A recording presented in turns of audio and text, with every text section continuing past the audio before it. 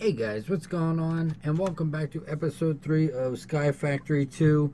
Now, I do have a few things to go over with because I did kind of go a little out of hand during in between episodes kind of thing. But just briefly, just kind of been, killing the mobs in there, getting some materials and that sort of thing. A few notable differences is this little farm here. And once it's like fully grown, this is just like normal dirt and some wheat and things like that. You can just right click on it, and it kind of instantly replants it there, and gives you the seeds and everything else. So that's kind of a bonus, and I'll show you why. It's a very good source of food. It kind of replenishes itself, so that's kind of good. Also, I got some rubber saplings, so I'm making some raw plastic that comes. I don't think I have any other raw stuff, but anyway, you cut it down. It's just called rubber, I think, and then you have to smelt it actually twice. The first time you get like rubber bars, and then you smelt the rubber bars into raw plastic. And we'll go ahead and take that, and I'll show you this really quick. Unplanned. Oops, too much. All right. If you put it like this, you get plastic sheets, and then you can use plastic sheets for like a planter or fisher. A few other things, harvesters and ranchers. But anyway, there's a lot of different things. One of the things I think we will primarily use this for, actually, is probably the deep storage, which don't know the exact recipe, but that's probably what we'll... Oh, there it is, deep storage unit. Okay, so kind of pricey, but not too bad once you actually have a mob farm. It should be pretty simple. And factory block is just some stone and some of the plastic sheets. So that's kind of why you want things like that. Let's go ahead and throw that in there. Let's go ahead and throw the bone meal. Oh, okay. So once you get the wool, or not the wheat, not the wool. You if you just take the wheat and put it in a crafting table, you'll get this wheat flour. Now, if you bake that flour right there, that'll give you a piece of bread. So it kind of beats the alternative of 3 wheat for 1 piece of bread. Instead, it's 1 for 1. So there you go. Nice cheap supply of food, and I think it heals like 3 haunches of food. Yeah. So anyway, something else I've done right here is I took out a couple of these blocks that were holding back the water, and I just put some sand there and planted some sugar cane on top of it. Now I got sugar cane seeds from sifting the dirt, and I just took some of the extra cobblestone that I had and actually made that. So now let's go over here. I'll show you that here in a second. Like I said, there's a few things I want to go over with because I kind of went a little out of hand and forgot just to record and stuff. So so here I just want to show you guys this in case you wanted a pickaxe. Because once you make the endless cobblestone generation, you can, you kind of want a pickaxe in order to get the cobblestone. So, if you want, you can go ahead and do this. 3 gravel will give you some flint. So that's good. Now, I don't think I actually went over this, but as you're sifting the dirt, you get the stones. And I think I mentioned it before, but I just actually want to show you here. But yeah, just put it in a pattern like this, and that'll give you a piece of cobblestone. Let me see here. Alright. Now, once you get the cobblestone, you make the sand, break down the cobble into gravel, gravel into sand, sand into dust. Put the dust in a barrel to get clay blocks, and then you place down the clay blocks and break it into 4 pieces of clay. Okay, so you take some bone meal and some normal clay balls, I guess, and you'll get porcelain clay. Now, I'm showing you that because with 7 porcelain clay, you can make yourself an unfired crucible. So go ahead and make yourself that unfired crucible, and then cook it up in your little furnace here. And once you do that, this is what you end up with. You get just a normal crucible. You can place it on top of a torch. It has to be some sort of heat source. That's not what we're going to use forever, but temporarily that's what it is. And if you can actually see on there on the left hand side, it actually says melting speed 1 or 1.0 times. So it's really, really slow, but once you start making the lava, you can put lava and it ends up being like 2. And then there's I think netherrack lit on fire is like 3 or 4 or something. And then pyrethium or something like that, I think underneath of it is like 7. It melts it 7 times faster or something. I don't know. But this is what you start off with. And you can use your clay bucket for it. I did get a metal bucket out of a loot bag. So you can get stuff out of that. Now, let's go ahead and pick up this lava because I already melted some down. It takes a good like 10 minutes or something like that in game. So, you know, it is what it is. Now, this, I built this, and right after I built this, I was like, oh, you know what, I should have did that on camera. But I'll go over it. Pretty simple, straightforward. If you do the crafting tables, you know, I made mine into half slabs, of course. That's usually what people do. But any crafting table will actually do. These do not catch on fire from the lava. Okay, so that's kind of why we go for it. Now, with the water side of things, you know, you kind of want it to go... Can I put... No, I don't have any blocks. I mean, it goes from here, it goes 3 blocks. 1, 2, and 3. Now, you have to let it drop down. Like, you can put a hole in this floor or whatever and just have it go straight down. But I didn't want to make a hole, and I'll show you why here in a second. But so I just put some more crafting tables here that just kind of contains the water right there. So that, you know, that'll work. Now, this only really has to be one spot, you know, so you don't want it, you want to sit on something that's not going to burn up and blocked in by things that aren't going to burn up. So let's go and put that in there. Shouldn't catch on fire, but, you know, we'll see. But I don't really care about the pickaxe right now. I just kind of want to start getting materials, so let's see if this works. There you go. So the lava takes a second, it'll process, and it'll, you know, start moving forward. As soon as it does, it'll touch the edge of this block of water and instantly turn back into cobblestone. So that's kind of what you're going for here. So I'm just going to sit right here for a while. I have a hammer, so I'm getting nothing but gravel.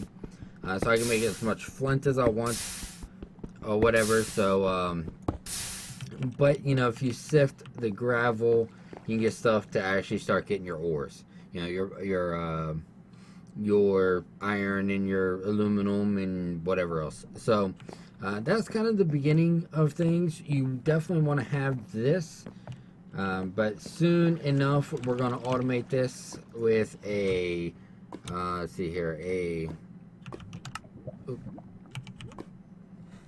transfer pipe. Here, actually it's transfer node. So if you have an ender pearl, some transfer pipe, redstone, some stone, and some cobble, you'll make 4 of them. That's usually the best way to go. Redstone is actually more scarce than anything anyway.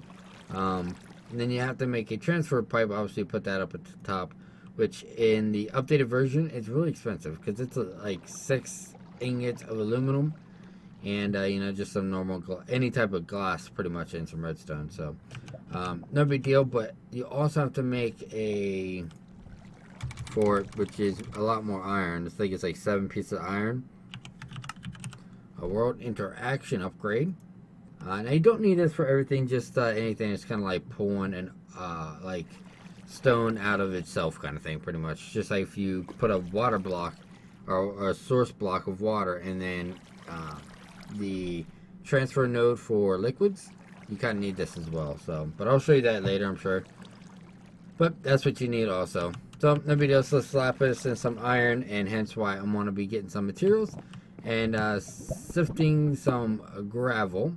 Now, one other thing I actually want to go over with you guys really fast is I actually put this down here. There's nothing down here, just kind of a platform to go underneath of this. Now, this is where the little wheat farm thing is here. I just want to point that out so you get a reference.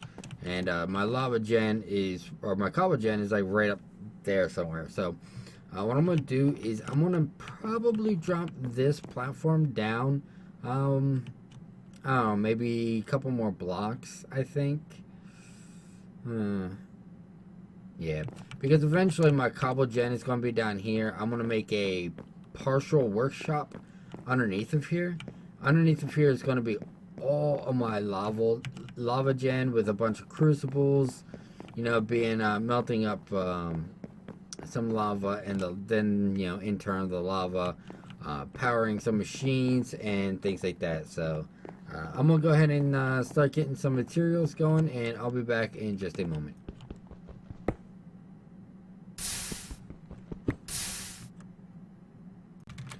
Alright, so I realized I went a little bit long-winded, and the first section there was like 10 minutes or something. So I just spent I don't know, about half hour or something like that. I don't know. Just gathering some things, just to show you guys something, at least to finish up this episode. Which I guess I'm gonna get into ore doubling and cobble generation, I guess. So what I did was I pretty much took my hammer and just stood here and beat the crap out of this thing like this.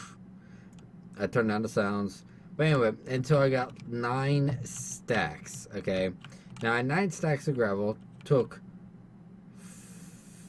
4 of them and turned it into sand, which just means I hit all the gravel with the hammer again.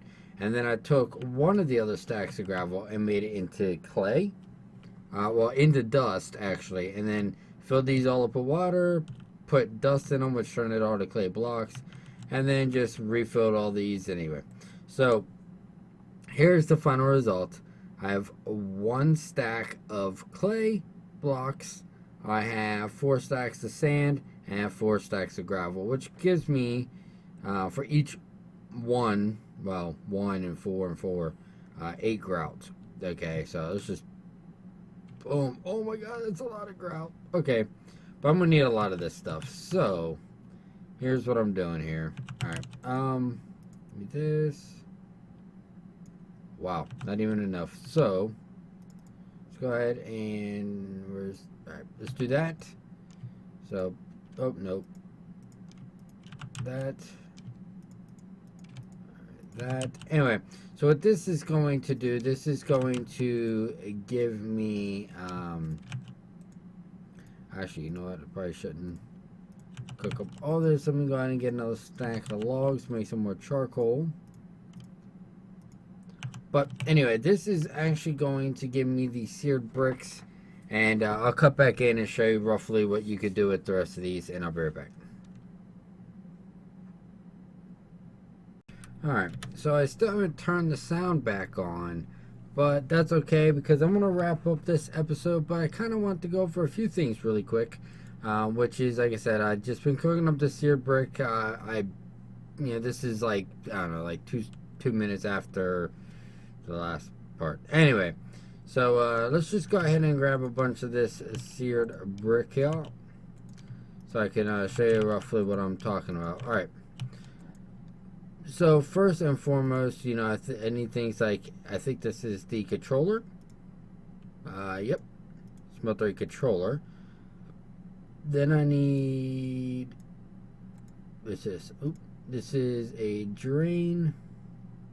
Let's go with 2 drains. I think that'll work. All right. Then I think I need a crafting bench. Think might work. In fact, let's go with 2 of those. I think we should have enough to where this is actually going to make sense in my own head. Alright, then I need to get some sand for some glass, which I'll get that here in a second. But pretty much what you want to do is do this with a piece of glass in the middle, which will give you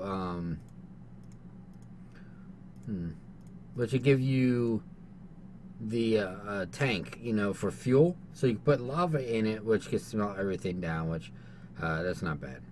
Alright, now I think what I need, let's see here, I have the drains, I have the controller, and I need a lava thing, so I need that. But anyway, so other than that, everything is pretty much done that I can think of.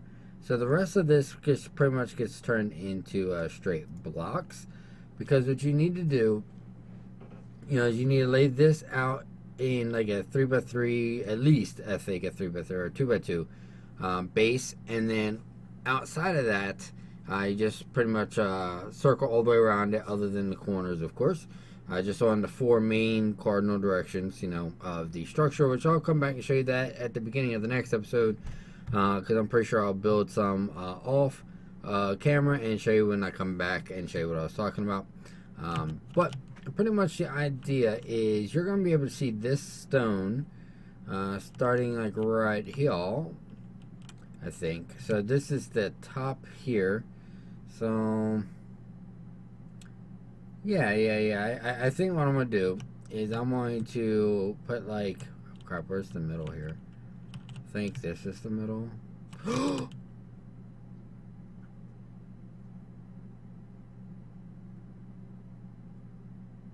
Not even cool. Not even cool. Don't even know how that happened, but there you go, guys. Oh my god, that's the end of episode 3. Oh, I had all of that crap on me too. After all that work. Oh my god, I'm so pissed. Well, there you have it. I mean, luckily, you know, I'm not in hardcore. But there you go. Let's go ahead and respawn. And hopefully we should end up back right on top. And let's just go ahead and kind of recover there for a second.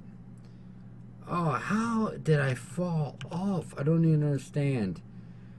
Wow, that sucks. Alright, I had all my good tools. I guess I'm going to have to remake everything. No big deal. I'll get it all back. I guess that's what I'm going to work on now and get some things back. So, alright guys, I'll be back in episode 4 where I will actually start building that, which I lost everything. Luckily I have quite a bit. No, I don't. Oh my god, I hate myself so much. Alright, I will see you guys in episode 4 and hopefully I don't die. See you later.